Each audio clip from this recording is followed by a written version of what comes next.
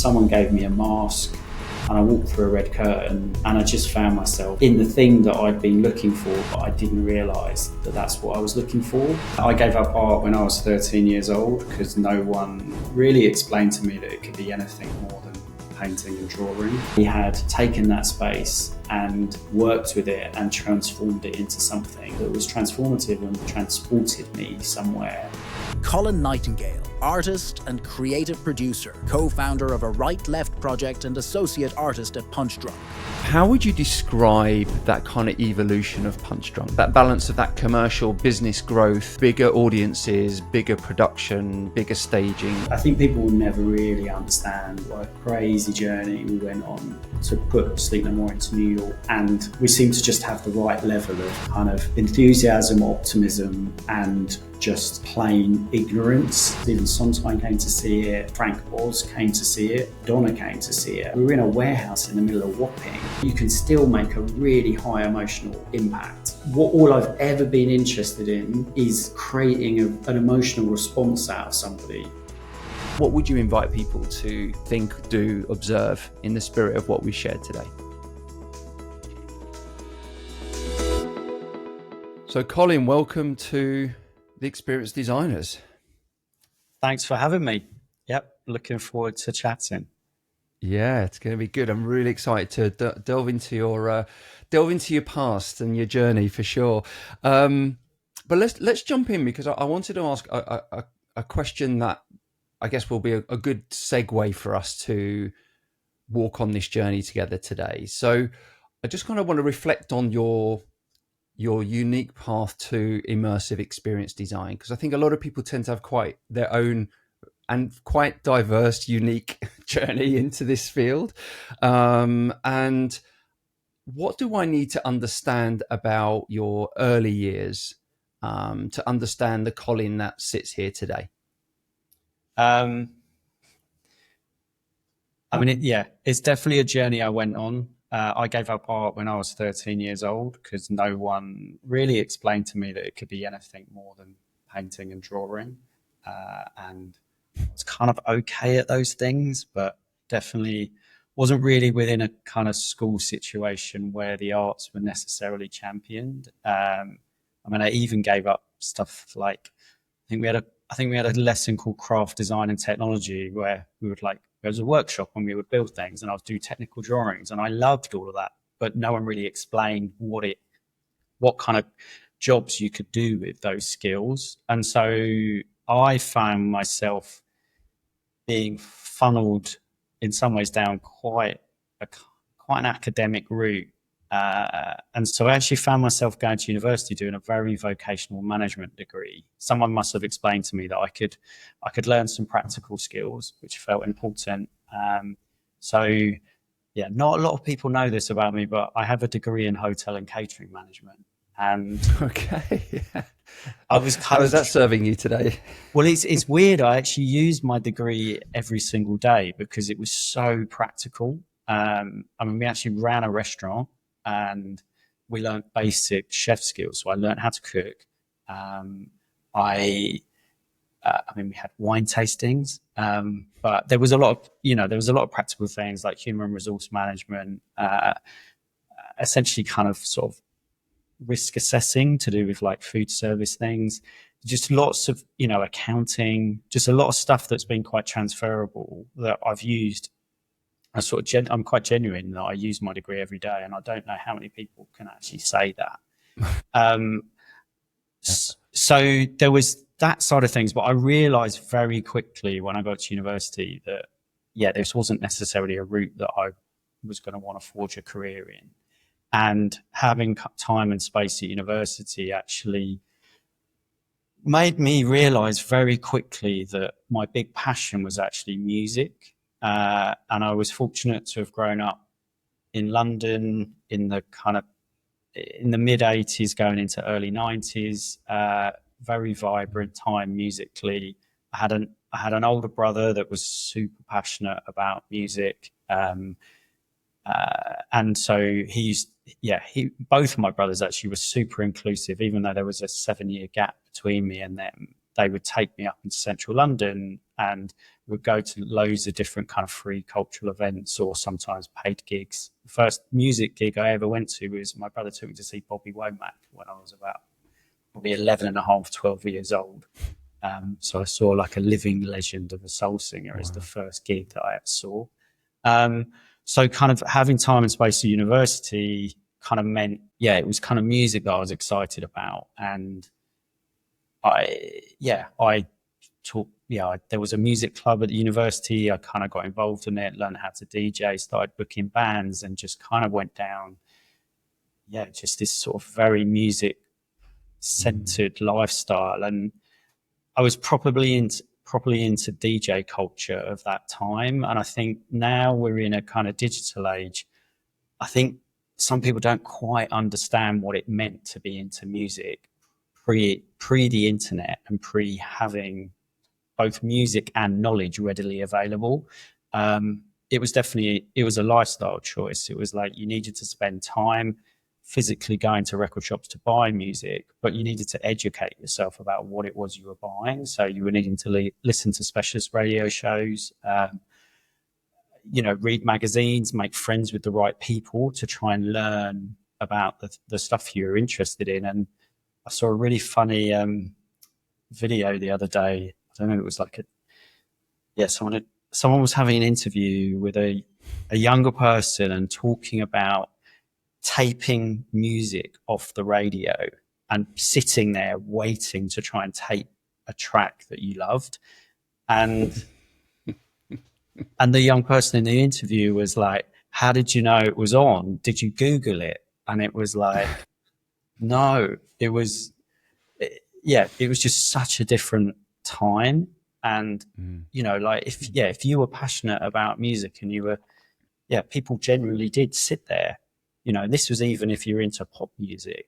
It's not you're like waiting, hoping that a DJ on the radio is going to play the track that you like so you can record it if you don't have enough money to go and buy it, or maybe it's not even released yet and you're trying to listen to this thing.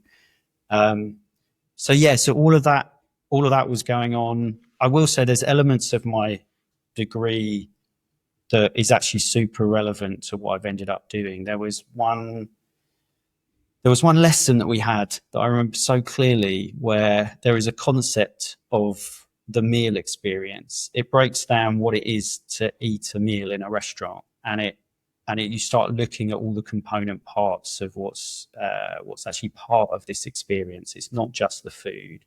It's how the table's laid. It's what the table's made out of. It's the ambience. It's the service style. It's the music. It's the decor. It's the lighting. And it started breaking down how you could, in many ways, kind of manipulate somebody into a particular experience. And I remember always being really fascinated by that concept. And sort of like forward wind, to where I am now, those are the skills that I use all the time, and that kind of knowledge. I think I'm kind of like a firm believer in that if you're, any kind of past life experience that you have can potentially be super relevant for what you're doing now if you're able to kind of look at it through a particular lens. What was like what were some of the kind of cultural elements of London at that time, like the subculture? Because that period, I relate to that. It's a very unique, especially for music and subculture, and anti-government. But clearly, it's like a period that was very, it was very. I think it shaped a lot of people, like any era does, of course. What was like from an artistic, creative perspective? What do you reflect on for that as well? What did it start to birth inside of yourself in terms of that kind of creativity and that artistry? And I think particularly on the music side, it felt like there were infinite possibilities. It was just a magical time where you were sort of coming off the back of rave culture, which I guess similar to kind of punk kind of meant that things, I don't know, people were making their own music, they were making their own parties, they were, you weren't necessarily constrained by institutions. Like it felt a very, it felt like the youth was really in control of what they were consuming. It wasn't being dictated to by anybody else. And I think, and then sort of musically, and I sort of had this, I kind of experienced it for myself in that initially you sort of hear some rave music and you could kind of dismiss it because it felt quite basic. And I mean, I'd been exposed to a lot of soul and jazz music through my elder brother, which obviously felt quite sophisticated and had felt like there was real artistry and musicianship. And, the beginnings of kind of summer rave, because it was driven by so much kind of energy and enthusiasm and people just, I don't know, just trying out ideas and not really being precious about rules. You sort of got what was going on in the electronic scene, but then people were starting to perfect their craft in that. And also people were starting to dig deeper and realizing that there was electronic music that had been coming out of Detroit and Chicago and places. And, there was a real level of musicality into what was going on in some of that music. And all of this stuff in sort of early mid-90s, people that were initially dismissing electronic music were starting to realize that there was a sophistication to what it was. And then you sort of had this magical moment where you were seeing, extremely well-trained musicians picking up the mantle of some of the electronic stuff and working out how to fuse with it and make things. And, it was sort of happening across the board from jazz to, and then you sort of had, there was a vibrant Asian music scene that was going on, and there was incredible stuff that started happening where people started to realize that some of the beats that were being played around in sort of some of the Indian Bhangra music really fused really well with drum and bass. And then you just sort of had it was almost like continual subgenres.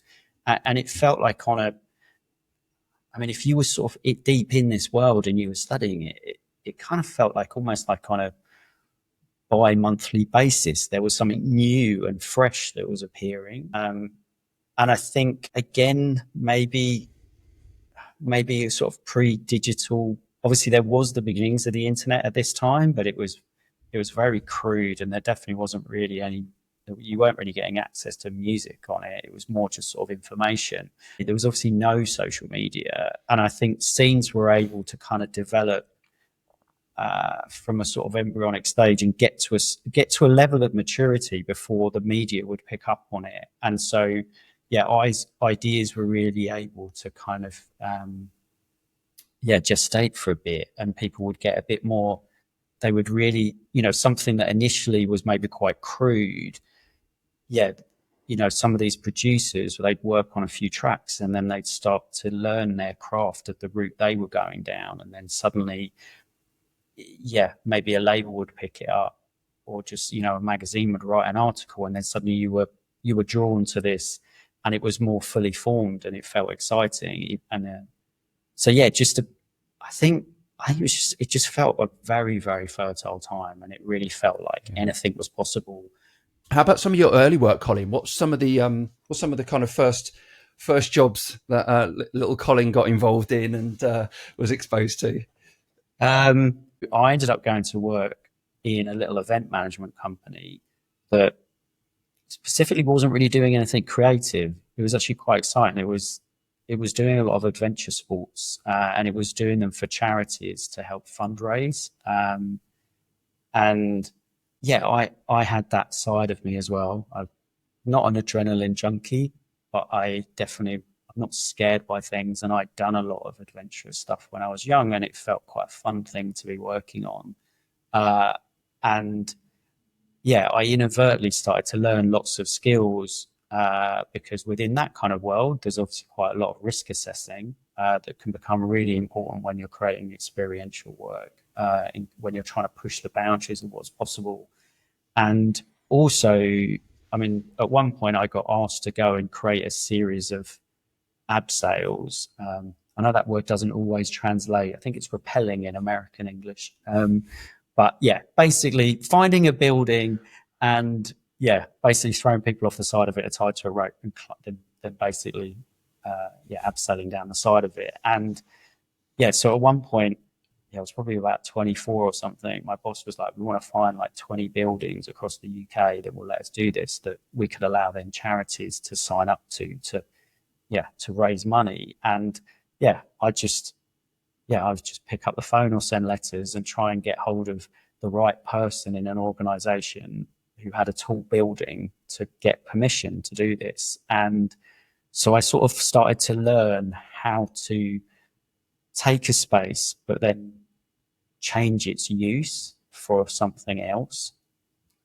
Which when I ultimately on the journey I went on, fell into the world of Punchdrunk, which was all about reappropriating space and reimagining how a building could exist outside of what it was actually designed to do. It all just was super relevant.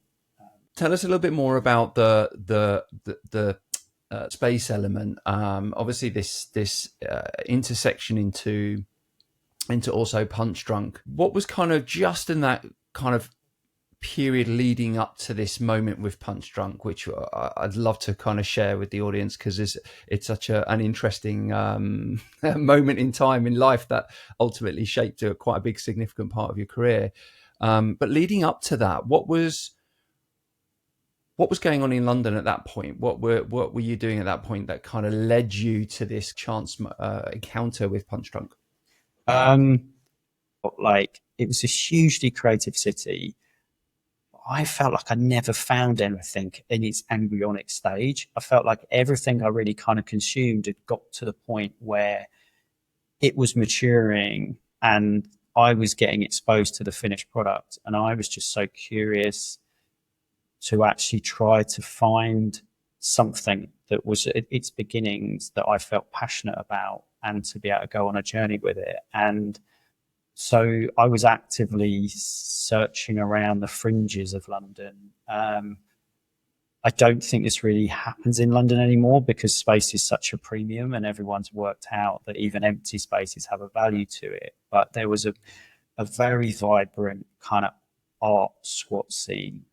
Some of them were sort of semi-recognized and were allowed to kind of happen. There was an amazing space in Peckham that was called Area 10, which was a massive old timber yard, and it was just right in the centre of Peckham.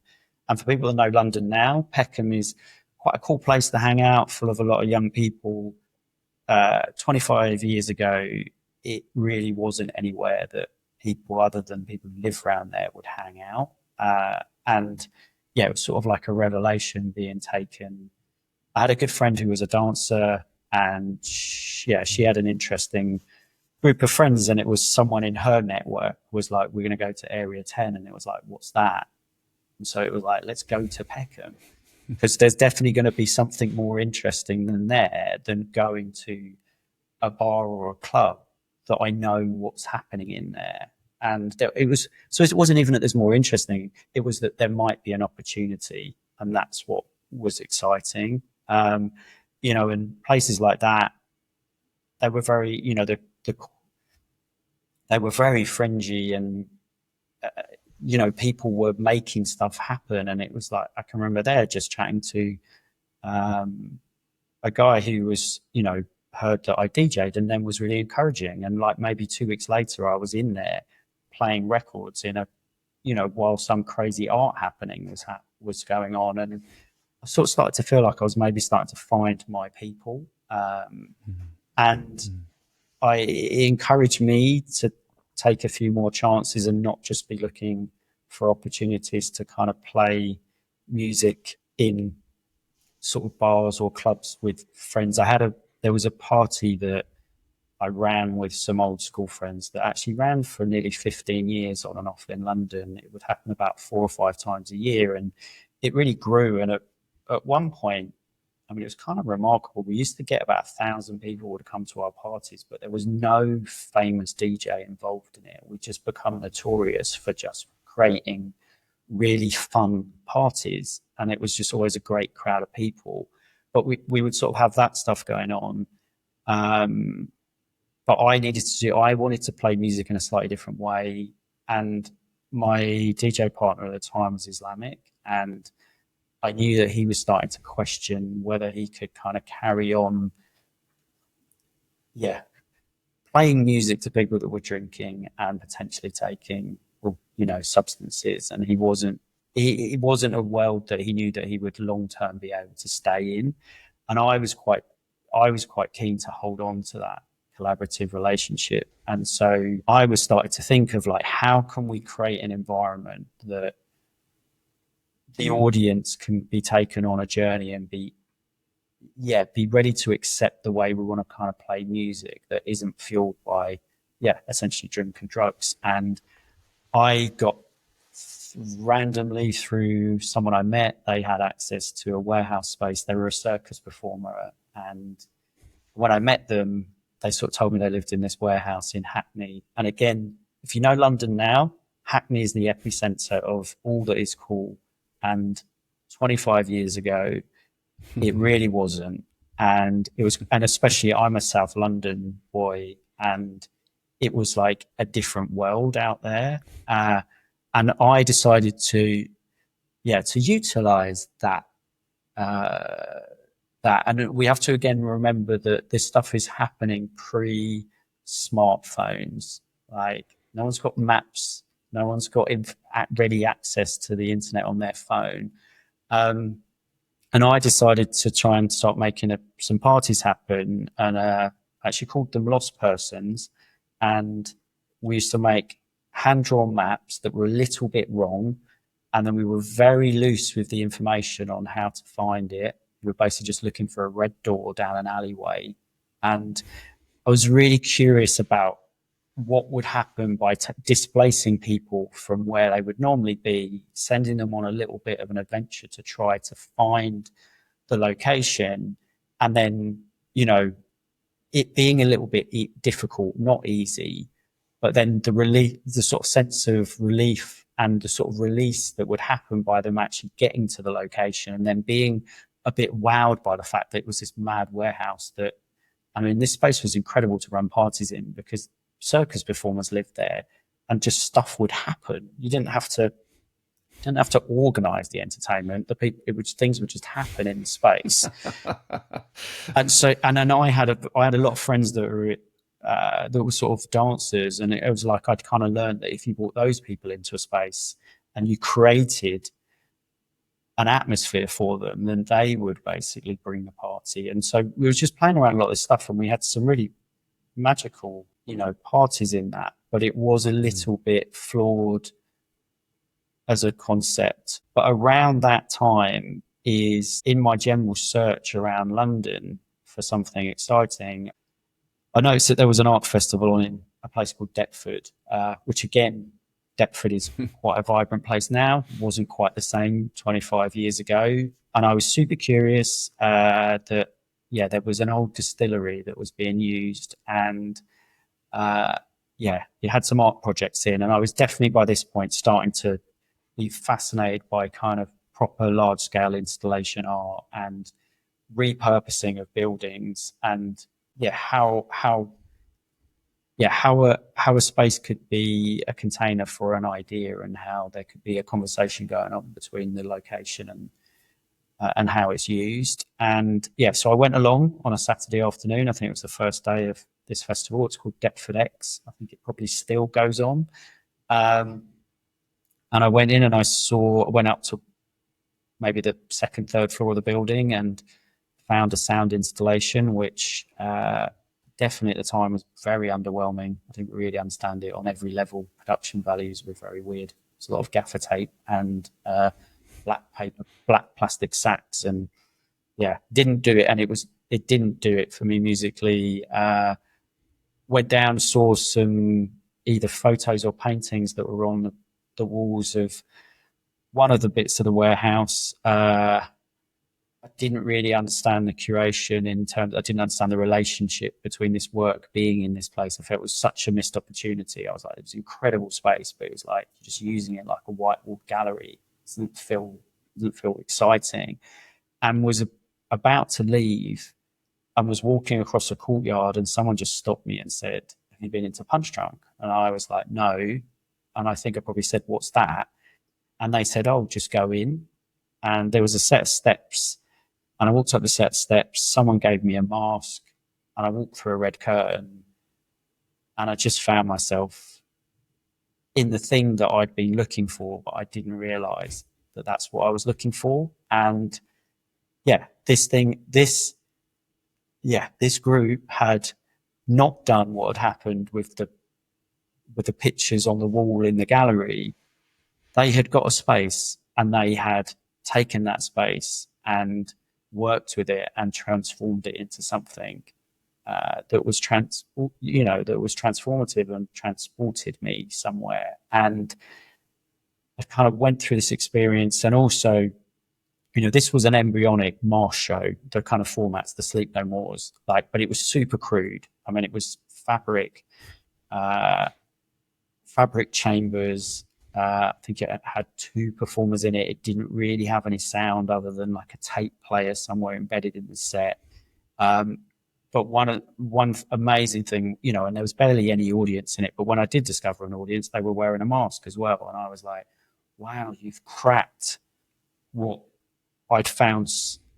I'd been to lots of different art installation work before, and I'd always sometimes found it frustrating sharing the space with other audience. And I was just fascinated by the fact that, yeah, this simple use of putting the audience in a mask suddenly made everyone become part of it.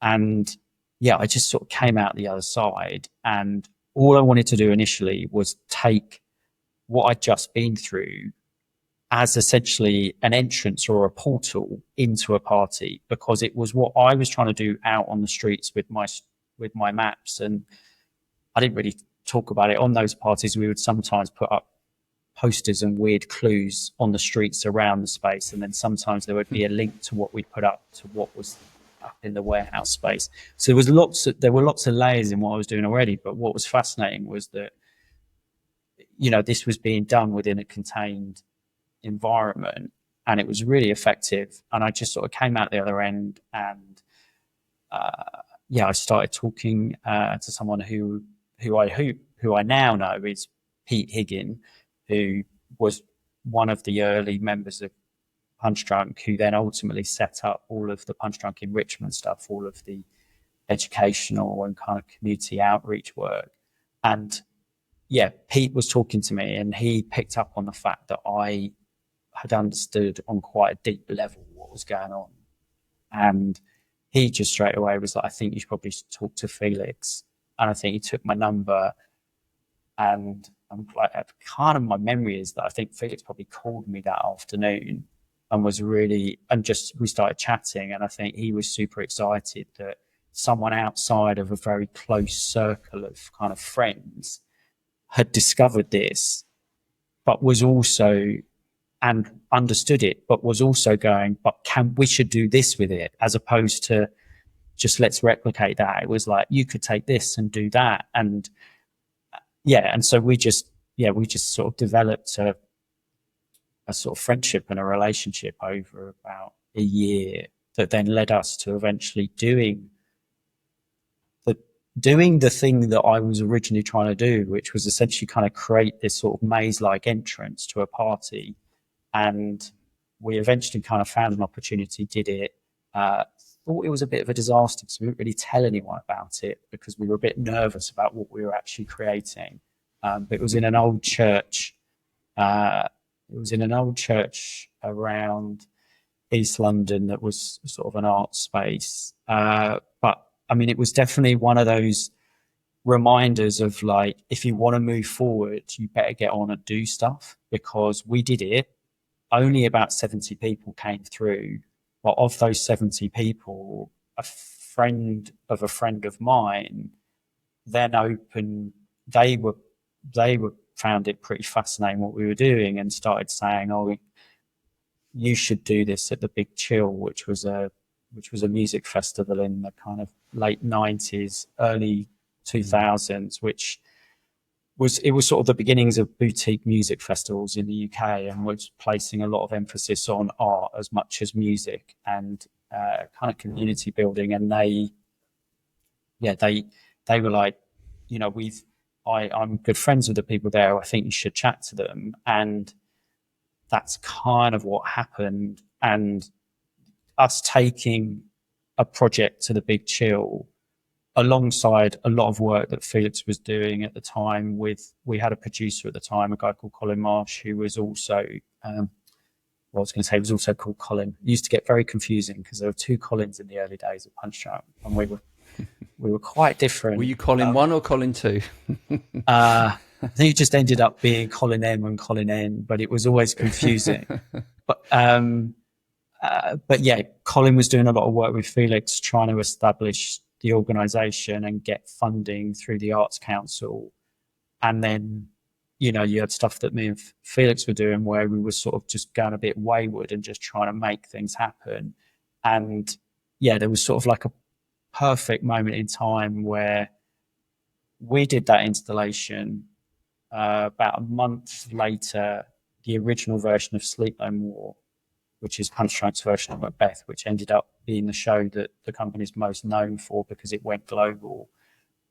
That happened.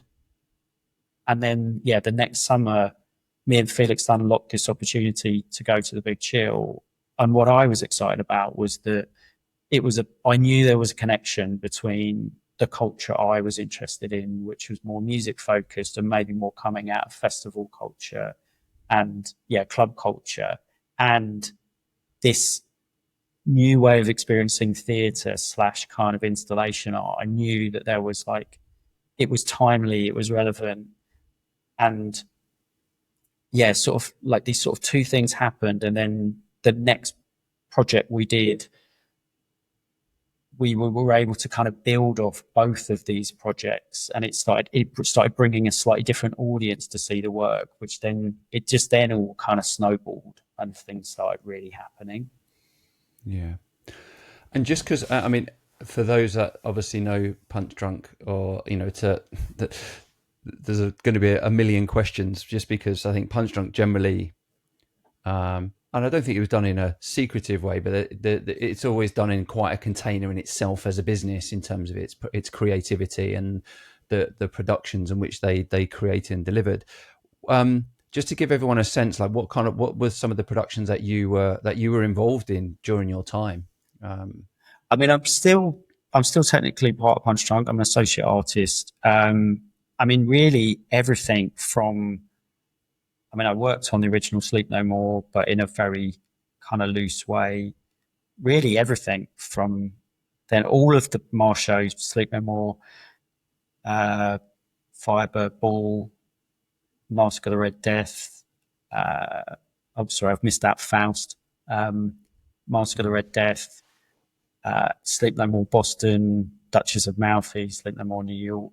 I mean, New York, that was something which Colin Marsh, myself and Felix basically kind of worked on for about 5 years to make that project happen. When Faust, we had a project called Faust that happened, our version of Faust, and that had been picked up by the National Theatre. They didn't really provide any financial support, but they provided marketing support, which, again, for context, this is 2005. There's no real social media. There's no real way to reach mass numbers of people. And so therefore, an organisation like the National Theatre kind of saying, we want to put you in your brochure and we're going to mail out to 60,000 people was huge. And a project like Faust exposed the work to a real broad range of people. We were definitely underground when it opened. And by the end of the 6 months, we were in the psyche of the creative community, and quite global as well. I mean, kind of the journey that project went on.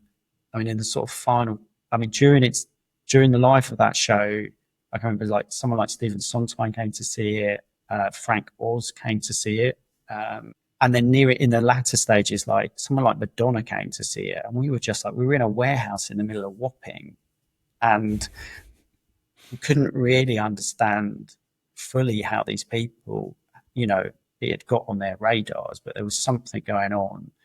Mm. And within that, there was an American producer that was actively trying to say, look, you need to bring a project to New York. And yeah, that kind of began a kind of process. I think people will never really understand just like what a crazy journey we went on to put Sleep No More into New York. And we seem to just have the right level of kind of enthusiasm, optimism, and just plain ignorance that you kind of need to just to do some. And yeah, it was like we couldn't. I always kind of talk about in this kind of large scale work, ignorance is bliss, because once you've been through some of the process of this stuff, you've basically got to be mad to do it again because it's so much work and it's so intense. But it's very helpful when you're in the sweet spot at the beginning where you're being driven by kind of pure ambition and excitement, and whatever hurdle is in front of you, you're going to carry on going. You know, like when you lose, when you lose a producer who's got money and access to a building, you know, for a lot of people that would have been like, well, we're not going to New York, but it was like, we're just going to keep going. And can I just ask, like, I wanted to ask this question because you've got this unique view as a few of the core team as well. Is how would you describe that kind of evolution of Punchdrunk? Because you know you were there very, very early, and like any business, and it become, you know, it's that balance of that commercial business growth, bigger audiences, bigger production, bigger staging, all of these elements that took place over time. How would you describe those different phases as it evolved? And a kind of element within that as well, Colin, I'd love to understand is like what strengthened as part of that journey, and perhaps what it was eroded as part of that journey as well. Definitely at the beginning, it was all about creative practice, and there wasn't a format.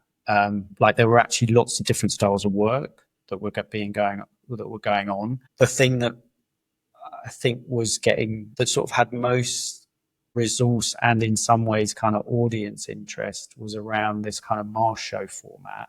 And there definitely was that's where project funding was being kind of found from the Arts Council. And there was a lot of amazing work, which someone like Colin Marsh was kind of doing, of making the argument for why this work was important and why we should be able to do it. But then there was sort of like a restless energy in some of us that, we should just be doing it. We don't want to just be stuck doing one thing. We want to do everything. And there were so many different ideas. And I mean, just to put stuff in perspective, like Punchdrunks, I'm not working on this project. It's one of the first sort of like big projects that I haven't been involved in the current version of it. Viola's Room was in London last year, and it's just about to open at the Shed in New York. And that is a linear audio experience for an audience. Like that idea has been around the entire time I've known Felix. And the only reason why there was never the right set of circumstances to allow it to happen. I definitely helped develop up versions of it in the past that, one of them we got quite a long way down the line with, and then we kind of lost access to the building we hoped to put it in, and so it went away. So definitely at the beginnings, there was lots of different routes that we were all keen to pursue in making work. But the thing that started to happen consistently was these Mars shows, and everything. We learned everything very iteratively, in terms of both the art form, and I would say in these days on that work, I was fulfilling a function of bridging the gap between practical and creative, and because I was bringing in a lot of organizational skills. I'm not a production manager, but I production managed the early shows, and I always used to kind of laugh because I didn't really have any resource. And so I didn't really bother writing a schedule, and I didn't really bother writing a budget, because if I'd done both of those things, I'd have just worked out we didn't have enough time or people or money to do the things that we were trying to do. Because it was mainly just, I mean, we weren't getting paid. Everyone was kind of volunteering, just kind of making the work. And you never really knew when anyone was going to turn up. And you had tiny amounts of money. And I used to quite enjoy just trying to, be as creative as you could be with the pot of money to try and just keep the idea moving forward. And we essentially would just like beg, steal, borrow to just get stuff. We just had our eyes open. We were skip diving, dumpster diving, if we translate for Americans. So my wife's American, so I'm used to different vocabulary. So it's a good thing. Yeah. So there was just, I think in your question, there was this period up until actually Sleep No More New York where we were constantly learning, and on the journey we went on, the early Mar shows. I mean, Sleep No More is such an important show because there'd been a couple of Mar shows prior to that, which I hadn't worked on, but I'd seen them. But they still used a lot of text and more acting skills. And then Sleep No More was the point where Felix he kind of knew that something was getting a bit lost with the use of text, and that we needed a more physical language in the work. And then that's when Maxine Doyle was brought in as a choreographer, and then ultimately kind of became co-director on these kind of large scale shows. And so there was stuff that was going on learning the art form. And then I'd sort of say really from, in a way, in some ways from sort of Faust onwards, there wasn't a lot being learned creatively other than just giving more space for the performance to go deeper and deeper and the set design to develop and become more developed. I mean, we're starting to learn that this format, which didn't seem to make any sense financially, started to make sense when you ran the shows for longer. And so therefore you start to understand that what you need to be looking at is the capitalization of the project and then the running costs of it. And if you can get an opportunity to run the show for long enough, then you can then put more money into the capitalization of it. And then suddenly these crazy elaborate worlds which you're dreaming of can start to actually become a reality. And so that's all happening very organically, kind of the business model. And, I definitely in the very early days of it, because of my degree, like I do have a certain level of understanding of finances, and I used to just kind of joke I was burying my head in the sand about trying to understand how we were ever going to get paid from what we were doing. And I just didn't want to worry about that. I wanted to just make the work in the hope that, I suppose a lot of it was quite Field of Dreams like, in that if we build it, the audiences will come. And because it felt unique and timely, you just had the confidence to do it. So then, you sort of get to Sleep No More New York, and then things do start to shift, because Sleep No More New York was the first commercially produced project, and it starts bringing money into the organization. That actually then means you actually have an organization. You can start to actually imagine having an office and it having people in it that are doing quite functional things. But then in itself, that does then start to mean that as you start to grow, different pressures come in that mean that you aren't just, you haven't just run away with the circus now. The organization needs to start to mature and start to grow up, and it needs to make decisions sometimes based on the income that needs to come in to actually support the organization. So, how did you strike the balance between like that creativity element? Because you mentioned something earlier around, the creative mind can you want that, it's kind of iterative. It's a continuous feed of creativity.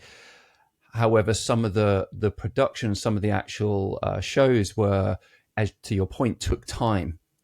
And how to keep the creative minds and the creative elements of the team and also the way of working, like to keep that busy enough we're not getting kind of sterile or bored or flatlined in that. So do you see where I'm going with that? It's kind of it's a bit of a kind of a bit of a paradigm, isn't it? Like sometimes these shows can take a long time before they become commercially viable to be able to support in a much more longer term objective. So how, because I'm curious on these two elements, like creative incubation and then that more like practical application and the learning and the iterative nature of that, how that was kind of navigated as the business grew and as the shows got bigger, more sustainable, how that was navigated and evolved. Yeah.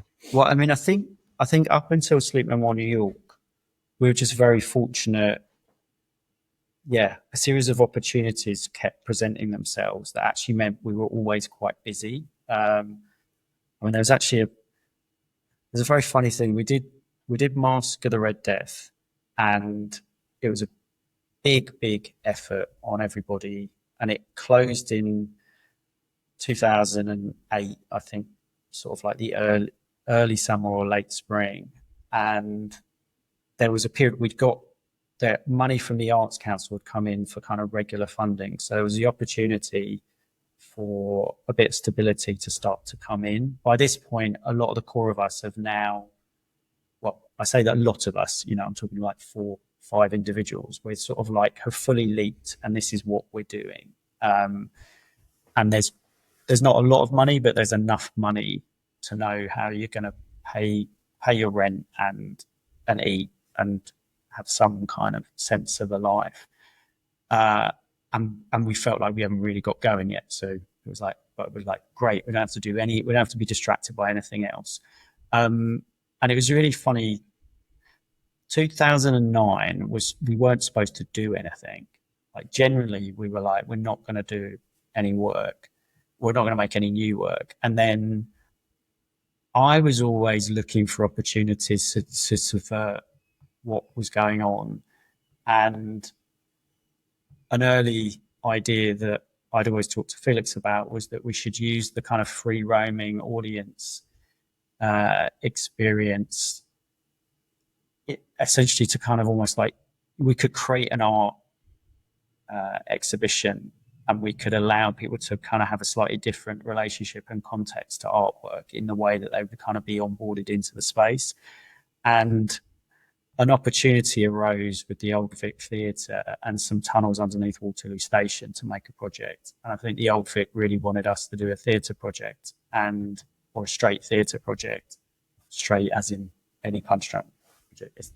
But just something that was maybe more driven from a theatrical place. But what we proposed back was that we were super curious about a collision between visual art and performance. And it was to try out this idea of just this fully curated world of an exhibition where there was sound design over the whole thing and there was performance connecting up all of the artwork. And I was really passionate about trying to do that project. And I just pushed on and we made that happen. It was called Tunnel 228 and it was wild. It's one of my favorite projects within the range of stuff I did on Punchdrunk. And we managed to find a way of it getting sponsored and it was all done for free. And it was definitely the height of Punchdrunk being, and again, still there's not a lot of social media but there's a buzz around Punchdrunk in London, and there were 15,000 tickets, 1,000 tickets a day for 15 days. And they were released 2 days before the thing was opened and they all went like straight away. And it was so exciting. We'd kind of created that project. There was a little bit of a conversation with that project going on with street art culture because we were operating in some spaces off Leek Street, which is a legal graffiti area in London, which had been set up by Banksy the year before. And again, I bring a lot of what I know is because what I've learned. And I'm not a street artist. I've never really been involved in the culture, but I love street art culture and I love the accessibility of it as an art form, both for people doing it and also for audiences. Like it's the most seen artwork because it's presented out on the street with no barrier. You don't have to walk into a gallery to see it. You don't have to switch on a phone. You don't have to read the right magazine. It's there. And yeah, so we kind of sort of pushed and made that project happen. Then Felix kind of independently had been asked by Manchester International Festival to work on a project with the documentary filmmaker Adam Curtis. And then it ended up becoming a Punchdrunk project collaboration with Adam, because we were going to basically create the world of one of his incredibly dense documentaries, multi-layered narrative being laid over historic information. And I won't go into it. It was called It Felt Like a Kiss. And that was like a massive departure from the work. So we did these two projects, and then in our journey to try and get to New York, we couldn't get to New York, and then we end up with an opportunity to take a show to Boston, which originally we were always trying to take Faust to America. But then in getting diverted to Boston, the building that we ended up finding with the team out there meant that Sleep No More was actually a better fit, and that ended up being the show. So it was just really wild. We did 3 major projects back to back over the space of about 6 months, in the year when we weren't supposed to be doing anything. And so we were kind of being fed really well, and we were being challenged. And then in between Sleep No More New York opening, we were then challenged even further, where we did a project called The Duchess of Malfi, which was basically integrating a 39-piece orchestra and an opera into the format of a mass show, which was totally wild and bonkers. So it was all happening, and then New York kind of happened, and sort of like post New York, things needed to start to become more structured, and that's when things started to slow down. And I'd sort of, in answering your question, for me personally, and on the journey that I needed to go on, that's where actually, and also I was filling lots of gaps. I would be a creative mind if it was required, and if I had something to contribute. But equally, I was being a production manager, I was being a producer, I was being whatever. I was helping. I was promoting gigs within the worlds of the shows that we were doing. I was setting up parties within the worlds. I was doing loads of different things, and a lot of it was out of necessity because there was no one else to do this stuff. And then as the organization starts to develop, more people are around who have more skills in some of these areas. Like, I'm not really a producer and I'm not really a production manager. I can do those functions, but they're not my passion and they're not what drives me forward. So I definitely kind of say, for me personally, that's when actually it became harder to stay fully engaged with the organization. The one thing I'm hugely proud of, kind of post Sleep No More New York, we had the Drowned Man, which was a thing in itself, a big show in London. But then when Sleep No More China appeared as an opportunity, that was wild, because it was like, how do we take this thing that's really difficult to make, even when everyone's speaking the same language? How on earth do we go and put this on in a totally different culture? And also, the thing that's fascinating in China is that because of the Cultural Revolution, there is this whole period of time where the theatre scene and the art scene was decimated in China, and there was no practice going on. And so the people that you work with are only one generation. They weren't taught by anybody. There's no continuation of any knowledge. And so, it's a particular kind of landscape we were trying to make work in. And it was amazing. I'm super proud. It's 14 months of my life trying to build relationships with the team in China and ultimately getting that show open. But around that time, that's where I started to actually be true to myself. And I actually started to realize what I needed to be doing to get out of bed every day. And it wasn't to just keep on servicing what Punchdrunk needed. It was actually about music, because music's my biggest passion. And when I started down this journey of getting involved in kind of experiential, kind of immersive practice, it was about recontextualizing music and finding different ways to present music and and audiences to engage with music. And around this time, Stephen Dobby, who's the long-term sound designer in Punchdrunk,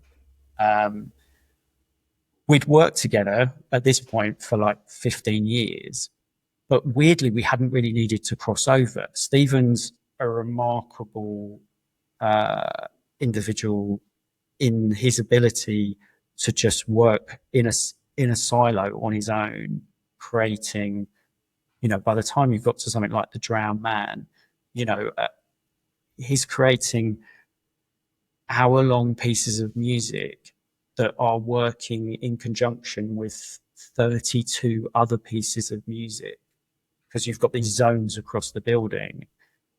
And Stephen's just there, one person with his head lost in this whole thing, and how that sound world supports the performance and the narrative that's trying to be created.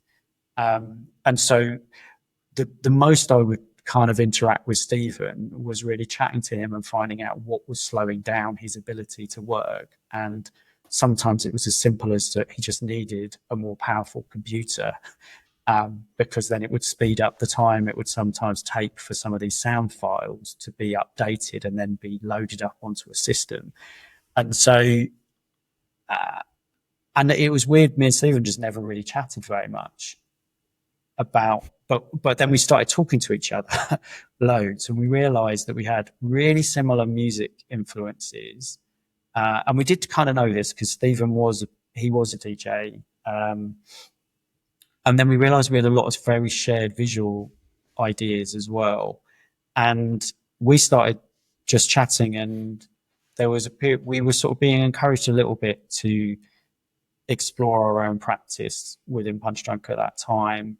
And we hit on an idea where we wanted to get hold of some existing music, but we wanted to get hold of the recording stems, and we wanted to be able to deconstruct that music into its component parts. So we wanted the drums, and we wanted the strings, and we wanted the vocals, and then in deconstructing it, we wanted to then reassemble it over space and so you'd have the drums in one room and you'd have the strings somewhere else, and we wanted people to be able to essentially move through a piece of music. And we started experimenting with that, and in the journey to where did that idea come from? Where did it come from? So the purest. Do you want to know the purest way of where it came from? It's DJ culture. So because of this culture, which I was excited about, which was a treasure hunt. This treasure hunt is nowhere near as exciting anymore, because I can Shazam a piece of music. I can then go on Discogs. I can Shazam it, find out what it is, go on Discogs, buy this piece of music, and it could probably be in my hands, if I want the physical format of it, in days. And that used to take there are still pieces of music which I'm looking for now. And the ones I'm really looking for now, it's because they never got released. That's what I'm stuck.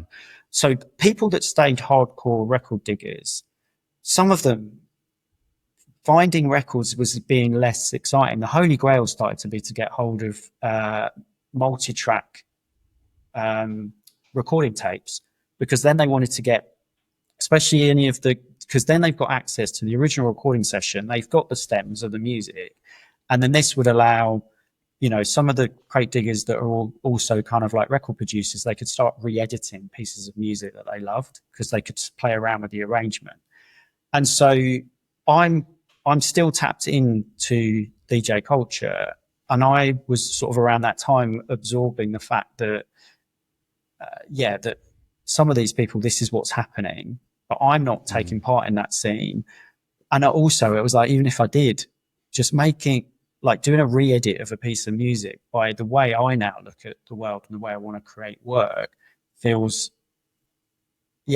quite kind of like two-dimensional. And so really it was sort of, I talked about this stuff with Stephen, and because we sort of both understand this stuff, we were like, what's a three-dimensional remix for us? And so, or a re-edit, and that's where it comes from. I'd also say it was also something that was, there's actually there was a one night only little Punchdrunk project that, again, it was probably something that I pushed quite a lot. There was an experimental music festival called Faster Than Sound that used to be in Aldborough in Suffolk. And there was a lady called Joanna Suguru who was the producer of it, who'd worked with us on Mask of Red Death. And Joanna is like really tied into kind of the music industry, particularly kind of quite avant-garde. She used to work at Walk Records. She's an interesting producer that works across art and kind of music things. And it was a festival that Joanna kind of helped put together, and we took a secret Punchdrunk project there. And it was in an old airbase, and an American airbase in Suffolk, and we got hold of this old control center, which was separate to the main bit of the festival. And we would take people to this building they would semi get kidnapped, get picked up, driven to this place, and then left to walk into this desolate building. And as they moved around, they heard sound. And ultimately what they discovered were two musicians, these amazing British Chinese musicians called Si Ming and Si Mei, who we'd only met the night before, but Joanna had kind of put us in contact with. And we had to break it to them that what they hadn't realized was that we needed them to play continually for about 6 hours, because the whole thing was that what you were listening to as you explored this old bunker was different elements of the music that you would eventually find when you got to the final room, when you exited and found them playing live. So the sort of sense of sort of stemming out sound, it was within our vocabulary. We just hadn't really done it very much. But yeah, so there's a lot of different things come into one of those decisions. But for me, really, it was like, what's a three-dimensional re-edit of a piece of music? And it was this. And this project ended up becoming so important for me and Stephen. We, in trying to get hold of some original music, we reached out to a guy called James Lavelle, who is, he has a music project called Uncle, which has been running now since the early 90s. And James had a record label in London called Mo Wax, which was hugely influential on us. And what James did amazingly was kind of fusing music and art and also video. It was a hugely visual. It had the best graphic design, it had the best artwork, it had the best music videos, and it was always very forward thinking in the music that was being put out. And so it was a very formative influence for me and Stephen. And James hadn't made any music for quite a long time, and he works very collaboratively. But he was coming through with some new music. And I kind of had a hunch when I heard some of it. It was quite layered, and I thought it would be quite exciting to deconstruct. And I sort of had this hunch that James may be the right person to understand, even if he didn't understand what we were proposing, be open enough to let us experiment. And that's kind of what happened. Yeah. And we did an experiment. At the time in Punchdrunk, we used to have a village in Tottenham, which wasn't a public facing space. It really was set up as a space for some experimentation, and it hosted a lot of educational stuff it was up in Tottenham in North London. Again, for people who aren't from London, quite a deprived bit of London. And there was some amazing work that Pete Higgin and the enrichment team were doing with that local community and using this space that wasn't available for the public to access. But within that, we carved a week out. We rigged up the space, the audio system, the way we needed it to, took one of James's tracks, reimagined it 3-dimensionally, invited James along to experience it. And we essentially put him inside his own piece of music. And he sort of came out the other side and he was like, we really need to do something with this. And so that, and then in a roundabout way, in trying to make something happen with it, an opportunity presented itself to take over the top floor of the Saatchi Gallery in London to basically do this sound installation, but actually explode it as a kind of visual and light installation as well. So essentially it was a sound and light installation that contained an art exhibition, and we took all of the visual artwork and video work that was surrounding, there's 2 albums called The Road Part 1 and The Road Part 2, and we ended up creating this project called Beyond the Road, because we were taking the elements of these albums, both visually and orally, and taking them beyond how they were imagined. And in many ways, it was a walk-through album experience in the most truest form, but it was a thing in itself. We stripped out most of the rhythm out of the music. There was just one room where you would have the beats, the drums, and it was a very conscious thing that we needed to do, because we wanted it to be quite dreamlike, and we wanted people to drift around so that they would get the sense of how this sort of sound bleed was working between the different zones. It was about 20 rooms, and I think we had 80 speakers. We probably had 100 speakers, and we had maybe 70 channels of audio. So we're sending different bits of audio to different speakers. Anyway, this opportunity was presenting itself, and it didn't make any sense for it to be a Punchdrunk project. And so Stephen and myself, created a situation where, with everyone's blessing, where we stepped outside of Punchdrunk, and we did it independently as a collaboration with James.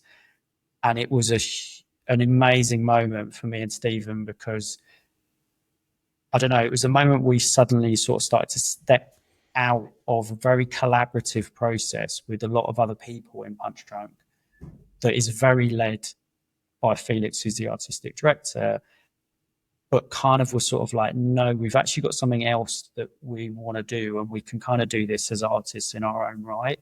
I think what's super interesting is it's kind of a morphing of what you've shared. Like, you've got this kind of, music, art, cultural element into Punchdrunk, immersive.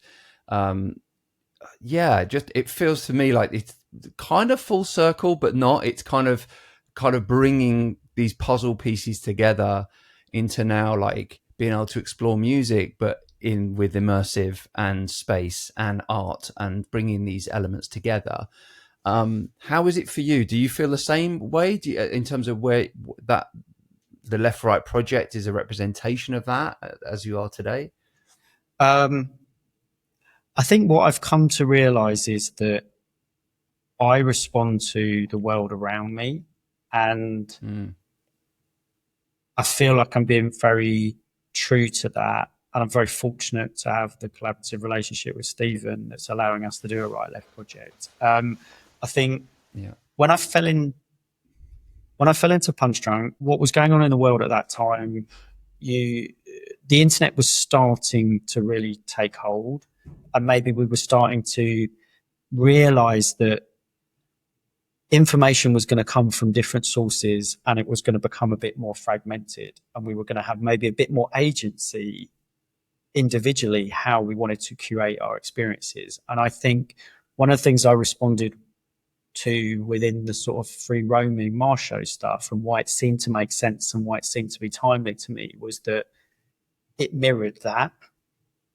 And we couldn't really articulate it at the time, because we didn't really understand what the internet was. We were all just learning in real time that we no longer needed to just sit at 6 o'clock to watch the news or pick up a newspaper. or a magazine. It was like it was changing. And also for me personally at the time, I felt the world, at least that I was inhabiting, didn't, it didn't feel very dynamic or exciting. And I felt like, I mean, we used to talk about it. I definitely used to talk about this with Felix, in that it felt like people needed waking up, and it felt like people needed to be reminded of their childlike curiosity, and that it was all right to explore and break away from. I think the 90s, late 80s, 90s have been hugely exciting, but then I think as you got into the 2000s, things actually became a bit formulaic, and so we were kind of keen to shake all that up. And a lot of what the dynamic that was used of that was actually a lot of disorientation, and at times really taking people out of their comfort zone. I think you get to where we are in the world now, and I was already starting to feel it in kind of sort of 2018, no, 17, 18, when me and Stephen started to talk and start to dream of kind of make this project. We knew we wanted to present something that had a slightly different feel about it. And we wanted to create a space that was quite calm and quite meditative. And it wasn't necessarily that we were coming from that place. Like, I don't have a meditation practice. I've, over the years, and less reluctantly, engaged in, my wife is a Pilates instructor and yoga teacher and performer. And she has a lot of personal practice. And I've come to understand it.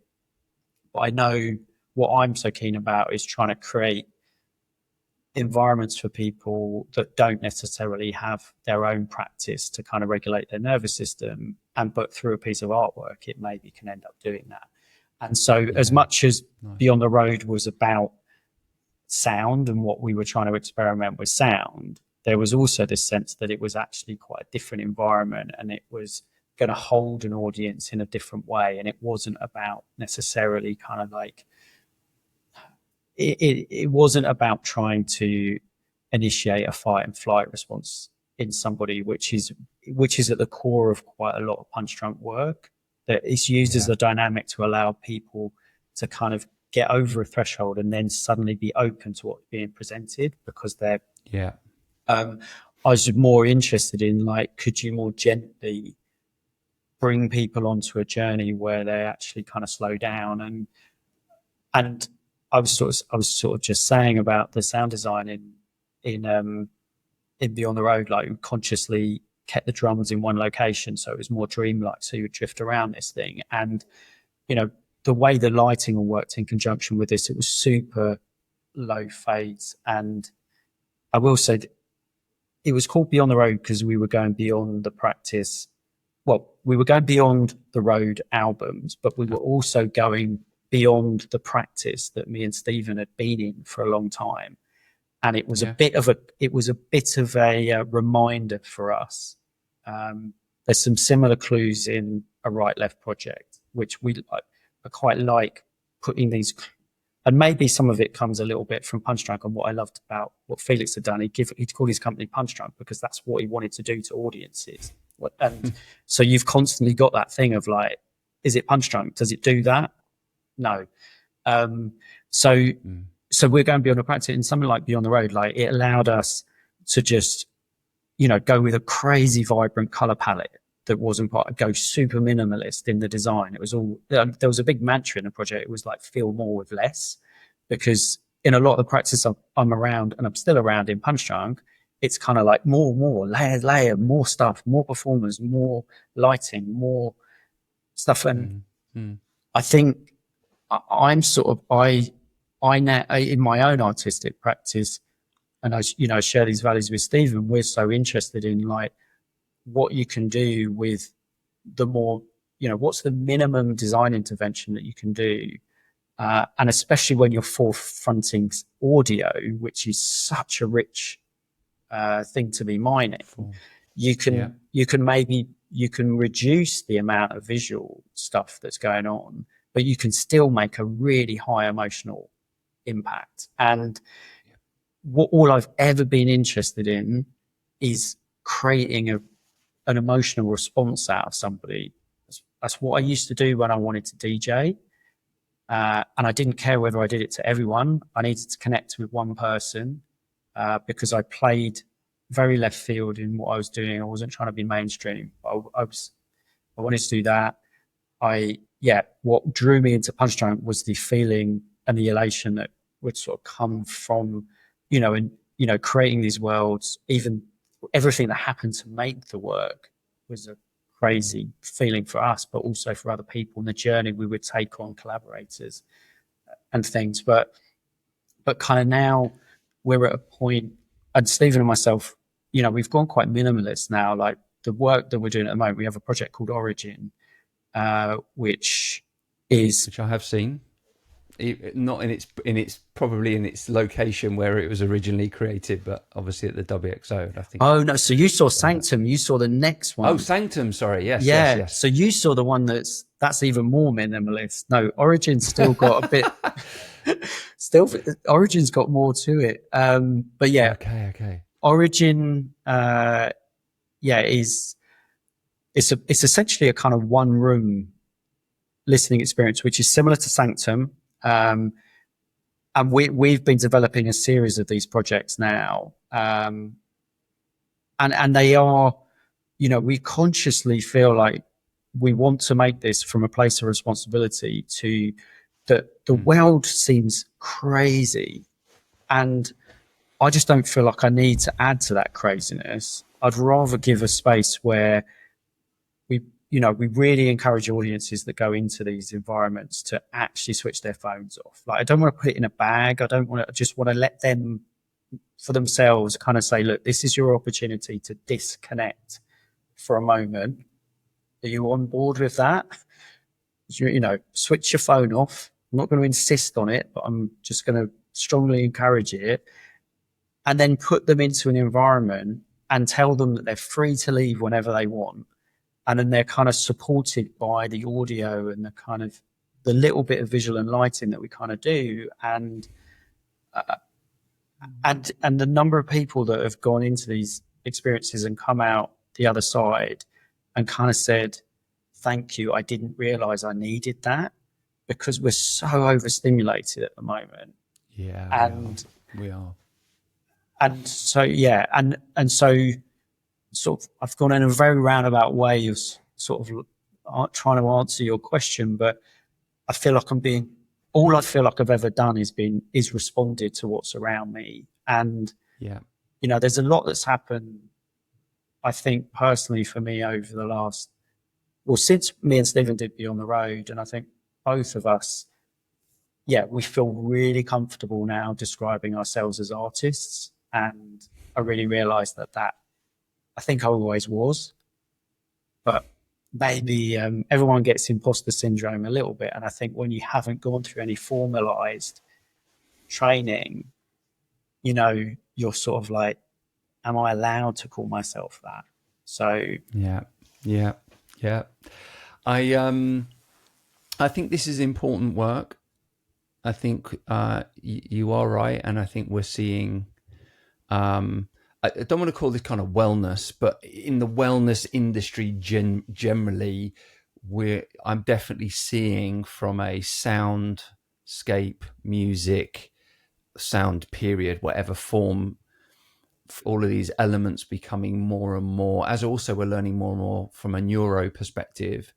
And I think any intervention that just has that way of meeting people where they are, and providing a nano or a micro moment of something else that gives them some form of, I don't know, agency to ground, to disconnect, to go inward, to reflect. And if that form that you're creating with these kind of sanctums and this form that you and Stephen are creating, I think it's a brilliant concept and really, really good idea.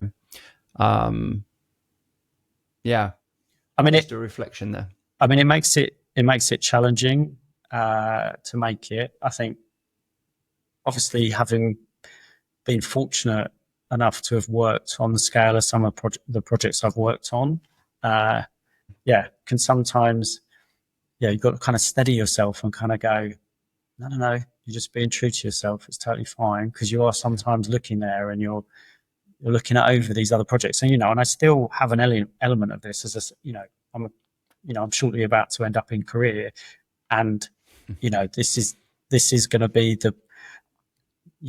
Sleep No More in New York may have closed, but there is a new Sleep No More opening in Seoul, and it has evolved in certain levels, and there's a lot of resource and people and time has gone into that project, and yeah, just sometimes you're kind of like, and then on the other side, I'm doing these very simple projects, and me and Stephen are joking a little bit that we need to be really careful, or maybe we shouldn't be careful. Maybe this should actually be what we're aiming towards. Is that so? Origin has got a 3-meter high monolith in the middle of it, but that is the main intervention in the space, and obviously that takes a little bit of coordination to build and put in, and we need a spatial system for it, but it's relatively simple. Then Sanctum, which is the piece that you experienced, that's got scaled down. There is a version that's actually bigger, but the version you saw has a kind of sort of 65 centimeter pool of water in it, which we're playing around with cymatic patterns. And then it's really quite a minimalist sound design that's playing a lot of in kind of entrainment. And not a lot happens in the sound, but enough happens to keep you engaged and drop you into it. And obviously that we can turn up, that essentially comes, and even the version you saw, was on a very simple audio system. It was originally shared on L Acoustics' Hydra's system that they've got in Highgate. And we literally sent people into the womb. Like, people didn't come out. Like, they were in there for like an hour. It was only, it was super high end, but then we very quickly, and I actually really grateful for James kind of being so enthusiastic and kind of going, you should bring this to WXO. And there's a normal side of things where I've been like, no, we can't, because it's an imperfect room, we don't have good enough sound. But there's an element of it where it's like, we want to be malleable, and so we were like, okay, let's print that spatial audio mix that was designed for a very high end system, let's put it on an 8.1 system that we can just rig up in a couple of hours. And all of the kit for that essentially just turned up essentially in the back of a car. And we did that project. And the joke that me and Stephen are making is that we're going to get close to just turning up with a suitcase and create something. And maybe we should, but I think we want to get this work out there. We feel it's important. We've got 2 versions of Origin running at the moment, and they're both really wonderful opportunities for this project. One of them is in a National Trust property. Again, for people not based in the UK, National Trust kind of look after a lot of old historic buildings and estates. Very prestigious locations. There's a space up near Manchester, and we've embedded a version of Origin into the house. It's an old Georgian house, and it's there for 6 months. And what's amazing is that we're not selling tickets to this show.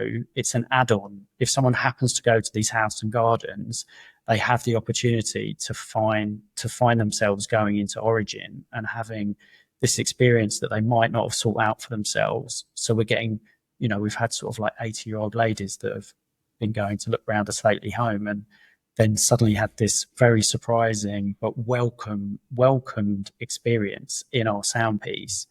And then we have, just this week, I'm working in Richmond. There's a festival, Richmond Arts and Ideas Festival, and we've put Origin into a community college, and it's sitting in their theatre space. And there's obviously some of the people that are coming for the festival are buying tickets and coming.